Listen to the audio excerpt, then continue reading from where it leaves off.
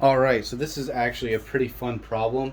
It's not as intimidating as it looks. So when I first saw these phi symbols, right, this is called phi, it's just another angle. So you have phi and you have theta. Theta is like the angle on the xy axis, and then phi is like your angle on the z axis. Um, so it's just another angle. You could put any variable in there. It doesn't change the dynamics of how all of this works. So uh, the bounds, I didn't write the bounds because I'm going to be trying to save space on this board because I have limited space on here. But let's get down to it.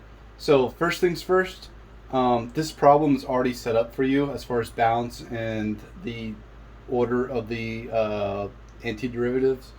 And that's like half the problem right there. So we just get to do the easy part of just solving this mess. So antiderivative of phi, right? Same thing if this was like the antiderivative of like 2x. It's the same dynamic. Antiderivative of sine is cosine, right? Negative. Negative cosine. The content stays the same. And then, in derivatives, we multiply the content of here, right? For antiderivatives, we're going to divide. So this is going to be divided by 2, right? I had to relearn all this stuff when I started this class because I took calculus 13 years ago. But this is your antiderivative with respect to phi, right? You take your bounds. All right, what are the bounds? For phi, it's going to be pi divided by 4, pi divided by 2, right? According to your problem, this is your balance for phi. This is where it gets kind of fun. For starters, let's see, this 2 times pi over 2 cancels out to just being pi. Cosine of pi is -1, if you remember your pi charts. So this is -1. So all this is going to be is 1/2, right? And by the way, this p symbol, that's rho.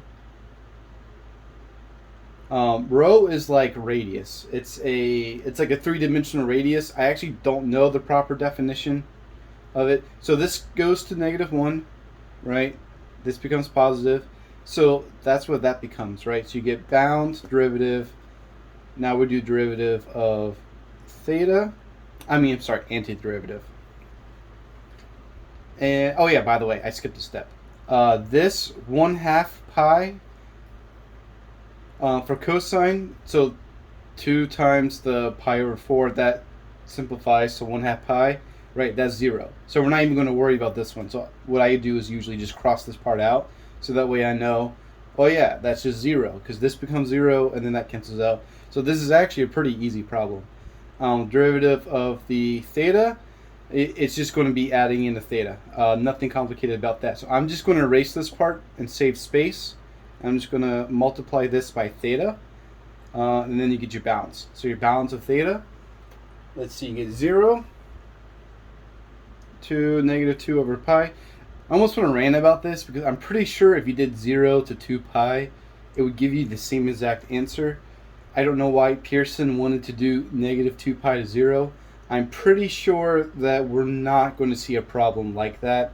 I'm pretty sure it's always going to be 0 to 2 pi or something less than that, or something more, something else besides that. I don't think you'll ever see -2 pi to 0. That's weird. So obviously 0 cancels out, so what I do is I cross this out, so then my brain knows, oh yeah, this is not going to be a problem. I always format this with brackets, right? -2 pi, so that becomes, right, that multiplies into that. That becomes 1, so then just that becomes -1 times pi to the 3. Not pi, rho to the 3. And obviously that becomes that. So you got, see, derivative bounds, derivative. So antiderivative of this p here. Oh, I'm sorry, I missed the pi here. Crap, there's supposed to be a pi here. So yeah, 2 cancels out to 1. The pi goes in, and so now you get the rho to the 3rd times pi. Now you're taking the, and I do not like that there. Right. Okay. Antiderivative of this, real simple. Too easy. Right. I always add my exponent and then I divide. Right. Times pi. Right. And now you get your bounds. Derivative bounds. Bounds are 4 to 0. Right. This problem's real simple because we know 0 cancels out, so I just erase that. Now you get 4. 4 to the 4th is 256, right? So that's 256 divided by 4, right? That becomes 64 pi. Check that. That should be your final answer. Let me know if that cleared up everything or if I went over things too fast. Let me know.